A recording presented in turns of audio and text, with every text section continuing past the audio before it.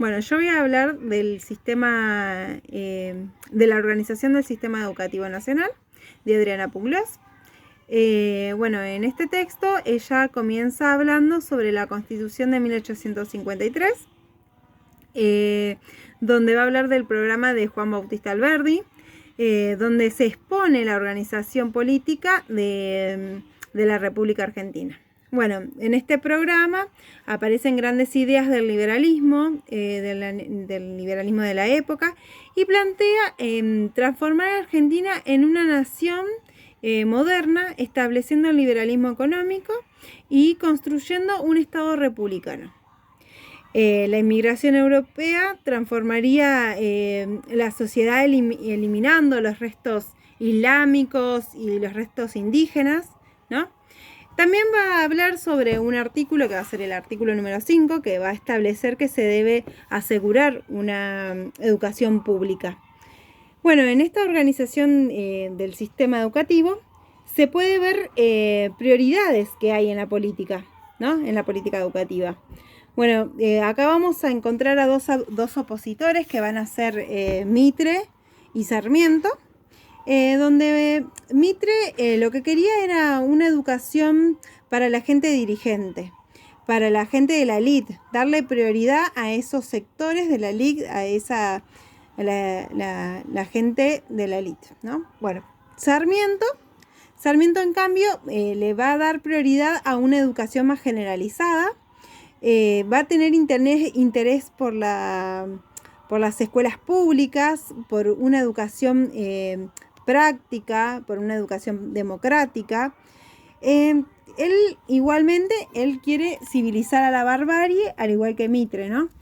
Bueno, más allá de las diferencias de estos dos opositores, de Sarmiento y Mitre, los dos apuntan a la organización de un mismo sistema educativo y a la consolidación del Estado-Nación.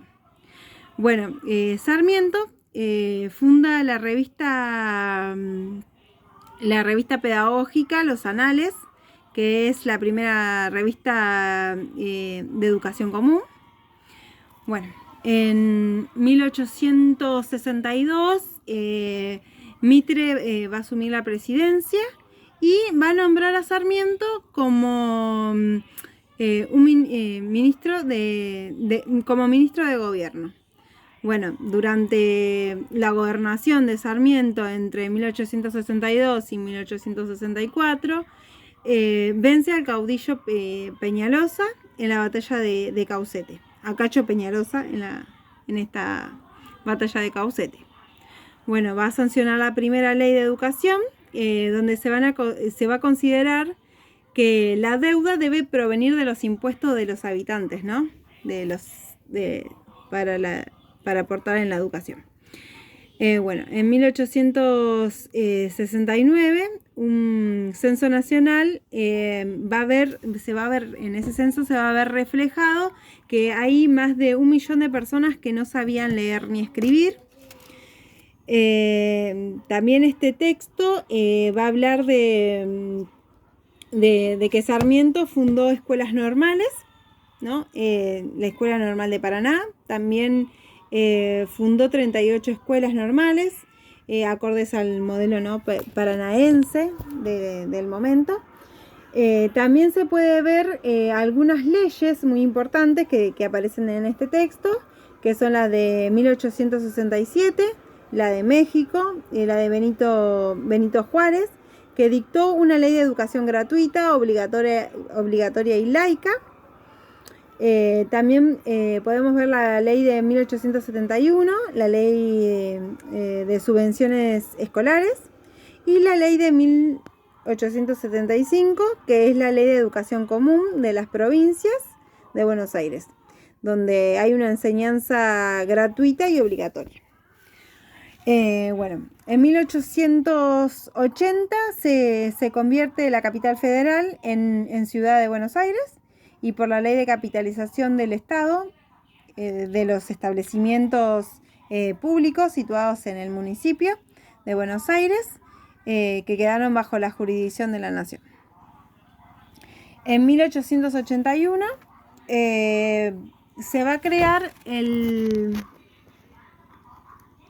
Congreso Nacional de Educación y Roca nombra a Sarmiento como presidente del Congreso de la Nación. Bueno, Sarmiento renuncia porque se entera que la mayoría de los participantes van a ser mujeres. Entonces renuncia y toma la presidencia y es reemplazado por Jazmín Zorrilla. En 1882 se presenta un proyecto de ley para que salga la ley 1420, en donde se van a manifestar tensiones en este proyecto, ¿no? Porque hay como un enfrentamiento entre la Iglesia y los laicos, sobre los intelectuales políticos laicos, ¿no? Que ellos querían una educación libre, de religión, mientras que la Iglesia consideraba que estaba en derecho de ejercer monopolio religioso y pedagógico, ¿no? Ellos querían una educación religiosa a cargo de sacerdotes o monjas. Bueno, en 1884 el Congreso Nacional aprueba la ley 1420, que va a definir la educación común como gratuita, graduada, obligatoria y laica. Bueno, durante el periodo de conservador se dictó la ley universitaria y la ley de educación primaria. Bueno, en 1905 se sancionó la Inés. Bueno, esta ley va a autorizar a la nación a instalar escuelas nacionales en lugares provinciales, en distritos provinciales, a aquellas provincias que lo solicite, que pidan que necesitan una escuela. Entonces se les iba a formar una escuela en su provincia. Bueno, para finalizar, de este modo se va a poder expandir la ley 1420. Bueno, al finalizar el texto va a remarcar el derecho a la educación, el derecho a las mujeres a ser educadas y a los hijos de trabajadores. También va a dar derecho a los marginados y a otros socialistas. También se destaca luchadoras feministas como Raquel Camaña y Alisa Marcau de Justo. La autora va a llegar a la conclusión que es lamentable el rumbo que tomó el sistema educativo, que haya sido producto del déficit de la legislación antes de que decisiones políticas conscientes, que ya que esto imposibilitó que llegaran a acuerdos sobre el tipo de educación y que tendrían los argentinos, ¿no? Bueno, este texto lo puedo vincular con el texto de los otros, de Guevara, y con el video de Darío Secta, porque hablan del otro, de la otredad, y también habla de tolerar al intolerante, ¿no? Habla de esto del diferente, del extranjero, del indígena, del bárbaro, de querer civilizarlo, ¿no? De esta ideología de sujeto moderno, europeo, blanco, macho, burgués, que se creía el modelo humano y que imponía su identidad, ¿no? Sobre las cosas, o sea, sobre el otro, su yo sobre otro, ¿no? Y lo podemos ver en Mitre, en Roca, en Sarmiento, cuando querían poner este proyecto nacional, ¿no? Que marca la diferencia, queriendo eliminar a los restos indígenas, a la barbarie. También por otro lado, cuando hablamos de Burger, de la historia nacional y de la historia nueva, en este texto se puede hacer visible la historia nueva, ya que tiene como una mirada desde abajo, ¿no? Que llevó a cabo que todo se puede ver, todo el relato de cada suceso que llevó a cabo la organización del sistema educativo, y va relatando el mismo parte por parte, ¿no? Va detallando, va dando todas las leyes y va explicando todo el texto, todo lo que pasó antes de que se dé la ley 1420 y cómo se organizó este sistema educativo, ¿no? Bueno, y por último, se puede observar que hay racismo, ya que desde el comienzo del texto, ¿no? Ya como que hay una...